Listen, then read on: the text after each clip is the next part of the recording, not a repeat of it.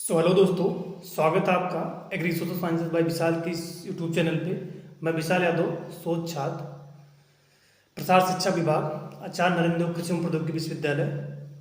So friends, आज का जो सेशन है बेसिकली जो आपका अभी UPP means Uttar Pradesh police 2023 की जो वैकेंसी आई थी उसका जो री एग्ज़ाम आपका शेड्यूल है 23 मतलब 23 से लेके 23, 24, 25 और 30, 31 मीन्स 5 दिनों में जो आपका एग्ज़ाम होने वाला है, री एग्ज़ाम है ये। उसी के बारे में कुछ पॉइंट हैं जिसको मैं डिस्कस करूँगा। बेसिकली जो हमारा ये चैनल है वो एग्रीकल्चर के जो स्टूडेंट होते हैं उनको मीन्स एक एग्रीकल्चर में सब्जेक्ट होता है कृषि प्रसार शिक्षा, जिसको हम एग्रीकल्चर एक्सटेंशन बोलते हैं।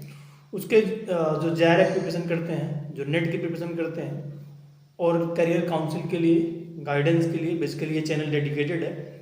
बट जैसे कि अभी क्या है, जो ये यूपीपी का री एग्ज़ाम होने वाला है तो means agriculture student farmer family, तो बहुत से ऐसे स्टूडेंट हैं जो फार्मर जो 75% इसमें इस एग्ज़ाम में जाने वाले हैं, या इस वैकेंसी को जो टारगेट किए हैं 70% प्लस 70% प्लस जो वाले हैं वो फैमिली जो है वो फार्मर बैकग्राउंड से और क्या है रूरल एरिया से, ग्रामीण क्षेत्रों से।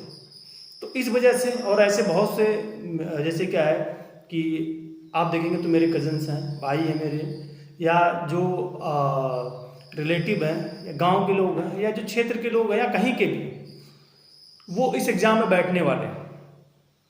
और अभी वो जैसे जो स्टूडेंट हैं बहुत से ऐसे इसमें 12th पास वाले हैं, कुछ ग्रेजुएशन कर चुके हैं, ग्रामीण इलाकों से आते हैं बहुत से, ये 2000-3000 में रूम लेके मीन्स तैयारी करते हैं, बहुत डिफिकल्टी के साथ तैयारी करते हैं।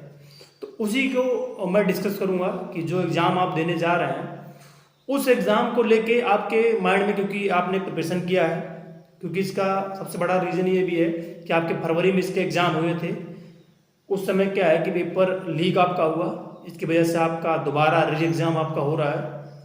तो बहुत से आपके कल से एग्ज़ाम स्टार्ट हो रहे हैं, तो स्टूडेंट एग्ज़ाम की वजह से प्रेशर में, जिनके कल वो भी प्रेशर में है, जिसके 30-31 को वो भी प्रेशर में। उसका रीज़न है कल वाला है कि उसको लग रहा है कि मेरा पहले एग्ज़ाम लग गया है। उसमें बहुत ऐसे हैं कि जो कह रहे हैं मेरा कल पहले एग्ज़ाम लग गया, बहुत लोग खुश हैं मेरा बढ़ने वाला नंबर। जो लास्ट वाले वो सोच रहे हैं कि इसमें आते आते पेपर डिफिकल्ट हो जाएगा, नॉर्मलाइजेशन में उनको कम नंबर मिलेगा। तो इसी सबको मैं आपको डिस्कस करूँगा बेसिकली, क्योंकि मेरा क्या इंटेंशन रहता है कि थोड़ा सा जो ऑथेंटिक चीज़ें रहती हैं वो चीज़ों को खोल के रखना, और आप कैसे बेसिकली जो पेपर देने जाएंगे बिफोर एंट्री के पहले आप कैसे अपने आप को मैनेज करेंगे, जो प्रेशर होता है एग्ज़ाम का, और जब एंट्री कर जाएंगे जो क्वेश्चन पेपर आपको मिलेगा उसको कैसे आपको मैनेज करना। ठीक है, तो इसी को मैं डिस्कस करूँगा। पहली बार अगर आप विजिट करें, इन्फॉर्मेशन अगर आपको अच्छी लगे तो चैनल सब्सक्राइब जरूर करिएगा। जो भी आपके साथी इस एग्ज़ाम में बैठने वाले हैं उन तक इस वीडियो को जरूर शेयर करिएगा। तो स्टार्ट करते हैं। कुछ आपके पॉइंट हैं जिसको आज मैं डिस्कस करूँगा, जैसे एग्ज़ाम लेवल बेसिकली आपका आज कैसा रहने वाला है, ठीक है, और आपका जो आपने पढ़ा है वो मिलेगा कि नहीं मिलेगा, ये भी स्टूडेंट के बीच में बहुत डाउट रहता है, सस्पेंस रहता है। कितना अटेम्प्ट उनको करना है ये भी रहता है, तुक्का वाला भी रहता है स्टूडेंट के बीच में कि हमको कितने क्वेश्चन पे चांस लेने कि नहीं लेने हैं। और जब पेपर आप सॉल्व करें तो आपको क्वेश्चन को स्किप कैसे करना है, ऑप्शन को एलिमिनेट कैसे करना है, आपको एक इसकी एक्सपेक्टेड क्या सेफ स्कोर क्या हो सकता है, आपका नॉर्मलाइजेशन इसका कैसे क्या है, ये भी रहता है, और सिलेक्शन। तो ये 8 से 10 पॉइंट हैं जो स्टूडेंट के माइंड में चलते हैं। तो एक एक पॉइंट को मैं डिस्कस करूँगा। देखिए, सबसे पहले क्या है, स्टार्ट करने से पहले, क्योंकि आप इस वैकेंसी में 1 साल से लगे हुए हैं और आपने अगर ईमानदारी के साथ तैयारी किया है तो बहुत ज़्यादा आपको डरने की ज़रूरत नहीं है, क्योंकि वैकेंसी 60,200 कुछ है, मीन्स 60,300 वैकेंसी के पास, जो एक अच्छी खासी वैकेंसी है। और आपको जो अभी तक अगर आप नौकरी नहीं पाए हैं, एक सरकारी नौकरी, और ग्रामीण इलाकों से आते हैं, देखिए अब क्या मैं इसलिए कह रहा हूँ क्योंकि पैटर्न अब चेंज हो गया। ऐसा नहीं कि अब सिर्फ रूरल ग्रामीण क्षेत्र के स्टूडेंट इसमें आ रहे हैं, शहर के भी आ रहे हैं, क्योंकि बेरोजगारी भी उसका एक बेरोजगारी उसके लिए जिम्मेदार है। गवर्नमेंट की कुछ पॉलिसीज़ हैं जो वैकेंसी ना देने की वजह से भी, क्योंकि अगर टीचिंग में 2019 से देखें वैकेंसी नहीं आई, जो स्टूडेंट बीएड बीटीसी किए हैं वो भी वेट कर रहे हैं। और बाकी जो हायर स्टडीज़ में, चाहे वो पीएचडी में हो या इंजीनियरिंग किसी भी सेक्टर में, एक अब क्या है, एकेडमिक बहुत सेफ नहीं रह गया है। एकेडमिक मतलब आप जैसे 12th पास किए हैं, एकेडमिक मतलब ये होता है कि जो डिग्री बहुत सेफ नहीं रह गई। चाहे वो बीटेक कर लीजिए, चाहे पॉलिटेक्निक कर लीजिए, टेक्निकल आप ले लीजिए, चाहे मेडिकल से रिलेटेड कोर्स कर लीजिए, चाहे बीएससी एमएससी कर लीजिए, बहुत सेफ नहीं रह गया कोई चीज़। इस वजह से कोई भी स्टूडेंट जो एकेडमिक में भी है, चाहे बीएससी एमएससी कहीं से भी किया, उसका अगर एज था और वो नौकरी की लालसा रखता था तो उसने जरूर फॉर्म भरे।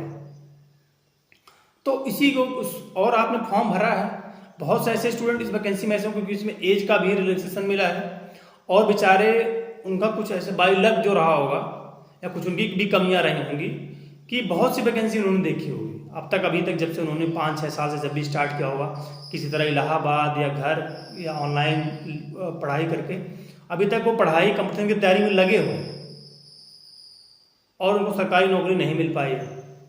तो ये वैकेंसी क्या है कि आपको अपने आप को प्रूव करने का एक बहुत बढ़िया मौका देने वाली है। अगर अभी तक आप अपने आप को प्रूव नहीं कर पाए हैं अपने घर वालों के सामने, खुद के सामने, क्योंकि आप जानते हैं कि गांव में क्या होता है, अगर आप तैयारी करते हैं घर वालों को भी आपकी एक्सपेक्टेशन होती है, क्योंकि सब कुछ काम रोक के वो आपको पैसा देते हैं, पढ़ाई करवाते हैं। दूसरी, आप पढ़ाई करने निकलते हैं तो गांव वाले भी सोचते हैं कि ये तैयारी करने गए, इनका सिलेक्शन होता है कि नहीं होता है। गांव परिवार का आप और जो भाई आपके हैं जिनको बोला जाता है उनका आपको बहुत अच्छे से पता है, रिश्तेदार को आपको बहुत अच्छे से पता है। तो वो चीज़ें क्या है कि आपको एक मोटिवेशन देती है, अगर उनको आप, क्योंकि आपको उसको पॉजिटिव में लेना पड़ेगा। वहाँ आपको प्रूफ उनसे बहस करके, उनसे आप बात को करके उसको प्रूफ नहीं कर पाएंगे। प्रूफ आप कैसे कर सकते हैं? अपना सिलेक्शन लेके। आप कितने भी पढ़ने तेज हैं थे, डजेंट मैटर, उसका कोई मतलब नहीं। अगर आप सेलेक्ट हो गए हैं तो आप अच्छे हैं, क्योंकि जो हमारी सोसाइटी है वो सक्सेस से मेजर करती है आपकी कैपेबिलिटी को। ठीक है, तो ये थोड़ा सा बेसिक था, आपको ये मोटिवेशन आपको देगा। बाकी जैसे एग्जाम लेवल, देखिए जो एग्जाम लेवल है वो कोई भी एग्जाम है, जैसे मैं डिफरेंट अभी जो एग्रीकल्चर में भी एग्जाम देखता हूँ, और आपका यूपीपी का जो फरवरी वाले एग्जाम हुए थे वो भी क्या था कि मॉडरेट पेपर थे, ना बहुत इजी थे ना बहुत टफ थे। और ये भी ऐसे रहेगा क्योंकि वो एजेंसी दूसरी थी, ये एजेंसी दूसरी। तो क्योंकि और री एग्जाम हो रहा है, तो री एग्जाम में क्या रहता है कि बहुत इजी क्वेश्चन डालने का देखिए पैटर्न नहीं रहता, क्योंकि समय भी वो आपको मिला है। तो ये भी चीज़ एजेंसी ध्यान रखती है। तो एक मॉडरेट पेपर आपको देखने को मिलेगा। इजी पेपर आता है तो और अच्छी बात है, लेकिन जो आप पढ़े अच्छे खासे हैं तो बहुत इजी पेपर आ जाता है तो भी डिफिकल्टी झेलना पड़ता है। ठीक है, तो इस वजह से आप एग्जाम के लेवल की टेंशन ना करें। अगर इजी आएगा तो सबके लिए आएगा, मॉडरेट आएगा तो सबके लिए आएगा, हार्ड आएगा तो सबके लिए आएगा। जब कोई भी अनएक्सपेक्टेड पेपर आता है, हार्ड आता है, तो उसमें आपकी जो थिंकिंग एबिलिटी है, जो आप लॉजिकल रीजनिंग पढ़ते हैं, वो वहाँ पे काम आती है कि आपको वहाँ पे क्वेश्चन स्किप कर देना है। एक जो क्वेश्चन आपको उसमें गिनने हैं कि हमको कितने आ रहे हैं, पहले वो आपको करना है। उसके बाद जो जिसमें 2 ऑप्शन है आपको वो करने हैं, तो सबके अटेम्प्ट कम हो जाते हैं। इजी रहते सबके ज़्यादा, मॉडरेट रहते हैं तो 110 115 ये सबके अटेम्प्ट रहते हैं 150 में से, आप जानते हैं। ठीक है, तो एग्जाम लेवल का आप टेंशन एकदम ना लें। अगर बहुत टफ आता है तो उस समय आपको अपनी कैपेबिलिटीज, अपने थिंकिंग एबिलिटी को लगा के पेपर को अटेम्प्ट करना है। ठीक है, और आप मिला लेंगे, अगर आप पेपर पढ़े हैं 4-6 महीने आप तैयारी किए, 6 महीने पेपर क्वेश्चन पेपर आपको देखते ही पता चल जाएगा आपको पेपर कैसा है। भाई देखिए जो जीएस है थोड़ा सा इस पोर्शन में 55 आपको रीजनिंग मिलने वाली है, तो रीजनिंग में अगर आपने ठीक ठाक पढ़ा है तो आप आराम से 45 कर ले जाएंगे। उसके बाद आपका आता है हिंदी, जिसके आपके देखेंगे तो बेसिकली 37-38 क्वेश्चन रहते हैं इसमें भी। तो हिंदी भी आप इजीली बहुत 30 नॉर्मल अटेम्प्ट आप कर सकते हैं, जो मॉडरेट अगर पेपर रहता है। रही बात जीएस की, तो जीएस थोड़ा सबका डिफिकल्ट, जीएस में उतना सेव नहीं कर पाता आदमी। तो यहाँ पे अगर आप एक मॉडरेट तैयारी किए हैं तो 22, 23, 25 तक आप पहुँच सकते हैं। ये आपके हो गए। बाकी आप देखेंगे तो पोर्शन होता है मैथ का, जिसमें कि जो आपका रीजनिंग एंड मैथ होता है, इसको मिला के 75 वो करते हैं, 75 उधर रहता है। तो 75 का मतलब इधर आपका अगर देखेंगे तो 8, 18, 19 जो मैथ पोर्शन में भी आप नॉर्मल तैयारी किए तो 13, 14 आराम से कर सकते हैं। ठीक है, तो आप देखेंगे 45 आप उधर अगर कर रहे हैं, 25 एक नॉर्मल उधर आप रख लीजिए, 30 उधर आप रख लेंगे, 15 इधर रख लेंगे, तो ये टोटल जो आपको क्वेश्चन हो जाएंगे 15 और 4, 2, 6, 3, 9, 10, ये भी 115 क्वेश्चन के पास, आपके 110 क्वेश्चन के पास अटेम्प्ट हो रहे हैं, जो नॉर्मल अटेम्प्ट, ये अटेम्प्ट जाएगा सबका नॉर्मल।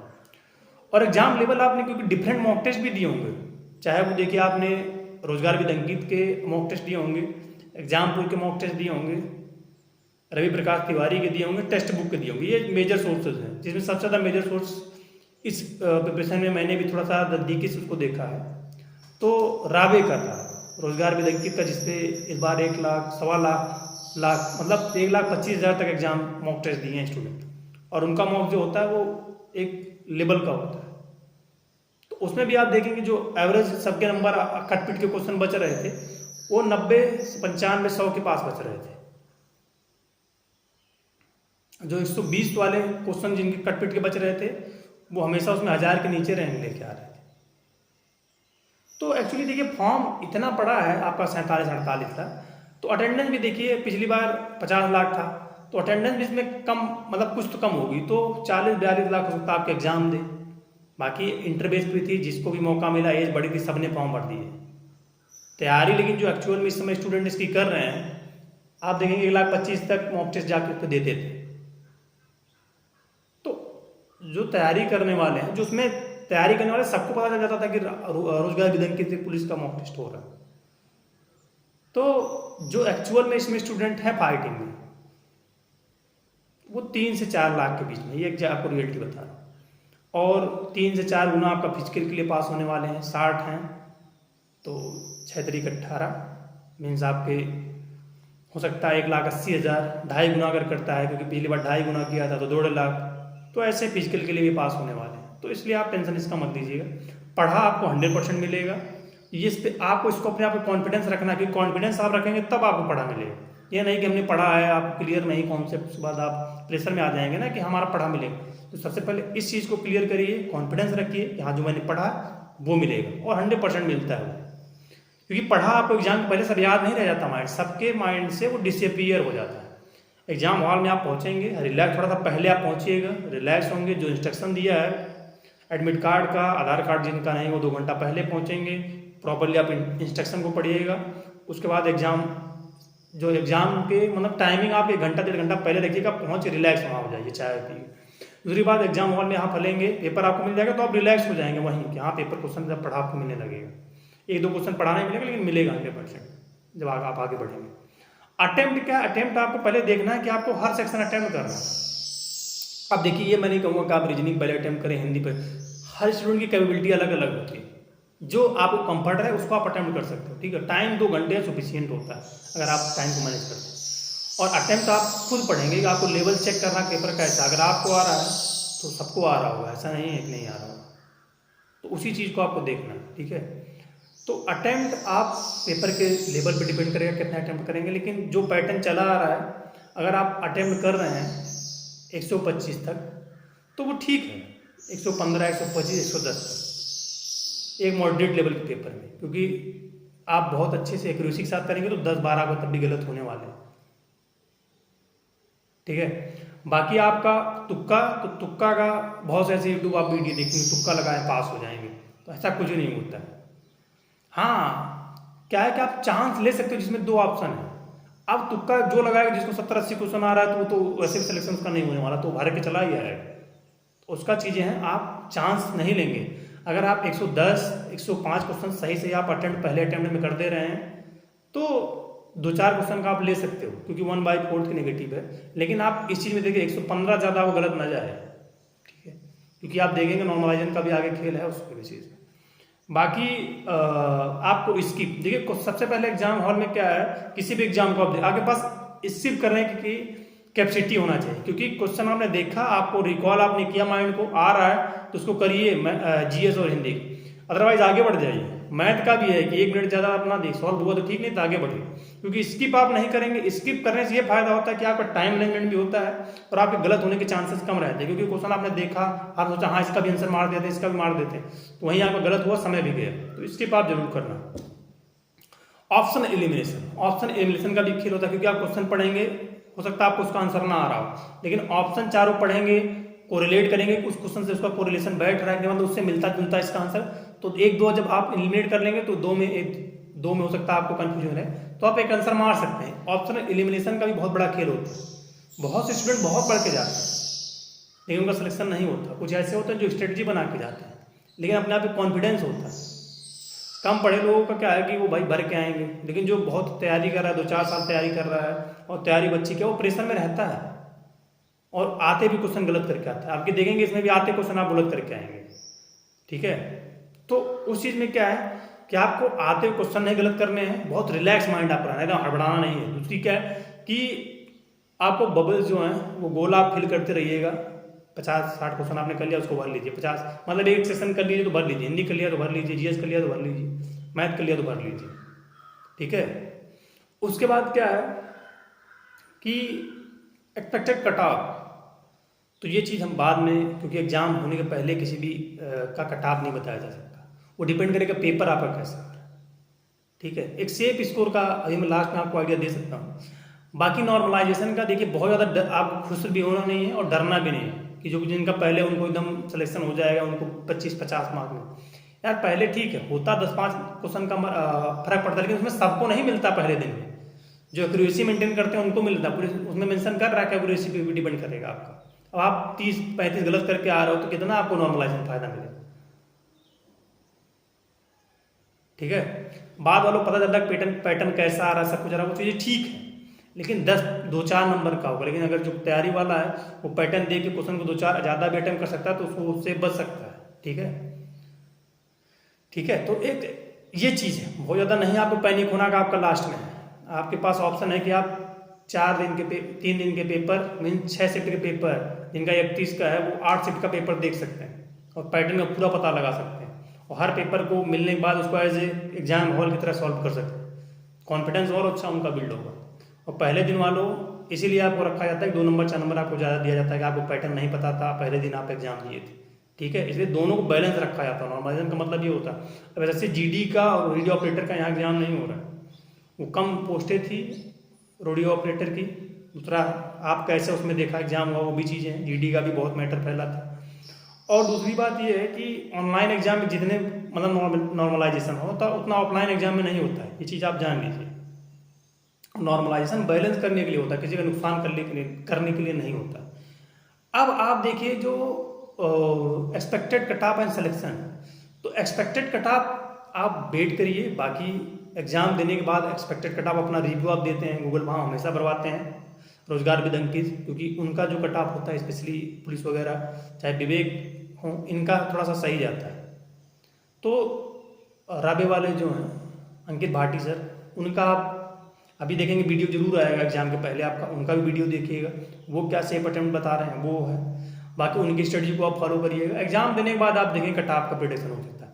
बाकी आप जान लीजिए, अगर आप युवार कैटेगरी से हैं जो एकदम सेफ 110 कटे पीट के आपके बच जाएंगे तो 100% आपका सिलेक्शन होने वाला। ओबीसी का 104-105 अगर कट पीट के वो बच रहा है उसका, तो उसका सिलेक्शन होने वाला, चाहे पहले दिन है चाहे लास्ट दिन, ठीक है। एससी का जो है स्टूडेंट वो 90 ± 4-5 इधर उधर करके आ रहा है, 95 तक है तो उसका भी सिलेक्शन हो जाएगा। एसटी का जो है 70-75-60 भी जा सकते हैं। बाकी जो फीमेल सी कट ऑफ है, जो मीन जिसमें एग्जाम में बैठ रहे हैं, उनकी भी 20% सीटें हैं रिजर्व, और उनकी जो कट ऑफ होने वाली है वो 95, 90, 97, मतलब 100 ज़्यादा नहीं जाने वाली, देखिए सीधी सी बात है, और 85 के नीचे नहीं, इसी के बीच में रहे, तो आप टारगेट इतना ही करिएगा। बाकी अब आपको क्वेश्चन कितने आ रहे हैं उसको अटेम्प्ट करिएगा। पेपर बहुत हाई लेवल का है तो इससे भी नीचे जा सकती है, वैकेंसी ठीक ठाक है, ठीक है। पेपर अगर अच्छे से हुआ तो सुचितापूर्वक कट ऑफ ज़्यादा नहीं जाएगी। बाकी आपको कुछ और डाउट होगा तो कमेंट करके जरूर पूछेगा। एग्ज़ाम को अच्छे से दीजिए। जिनका कल एग्ज़ाम आज रिलैक्स करें, जिनका परसों है वो भी रिलैक्स करें, जिनका अभी 30-31 में वो पढ़ते रहें, रिवीजन करते रहें। बाकी देखिए एक क्वेश्चन आता है कि हमारा कल एग्जाम हम पढ़े कि ना पढ़े। नया पढ़ने से आपको रोका जाता है, रिवीजन करने के लिए नहीं रोका जाता है। और आप कैपेबिलिटी पे डिपेंड करता है। बहुत से स्टूडेंट एग्जाम हॉल के बाहर तक पढ़ते रहते हैं, तो डिपेंड करता है आपकी क्या हैबिट है। ठीक है, तो इस चीज़ को आपको ध्यान रखना है। बाकी सिलेक्शन सबका होगा जिन्होंने पढ़ा, हार्ड वर्क किया है, वैकेंसी ठीक ठाक है, लेकिन आपको अपना इस चीज़ को ध्यान में रखना है कि इसमें आपको सिलेक्शन ले लेना है। क्योंकि अगर आप 12th के बाद हैं, तैयारी कर रहे हैं, नौकरी पाना चाह रहे हैं, वैकेंसी धीरे धीरे डिक्रीज हो रही है डिपार्टमेंट में। और गवर्नमेंट का मोटो भी है कि आप देख रहे हैं नौकरियों को सृजन नहीं किया जा रहा बल्कि खत्म किया जा रहा है। इसलिए मैं आपको एक छोटा सा, मैंने सोचा कि आपको मोटिवेशन हो सकता है, मैं वीडियो रिकॉर्ड करूँ। किसी भी भाई को या किसी भी जो एग्जाम देने वाली सिस्टर्स हैं, किसी को ये मैसेज अच्छा लग गया और उसमें से अगर एक का दो का भी मेरे इस मैसेज से सिलेक्शन हो जाता है तो पॉजिटिव है यार। कोई ठीक है, मैं एग्रीकल्चर में काम कर रहा हूँ तो आपको नहीं, बहुत से गाँव के ऐसे लड़के जो जुड़े हुए हैं, मेरे साथ के भी जुड़े हैं, वो एग्जाम दे रहे हैं। तो सबको बेस्ट ऑफ लक। बाकी कुछ डाउट होगा तो कमेंट करके जरूर पूछिएगा। आप अपने एग्जाम को अच्छे से दीजिए। सभी को शुभकामनाएं मेरी तरफ से। Thank you for listening.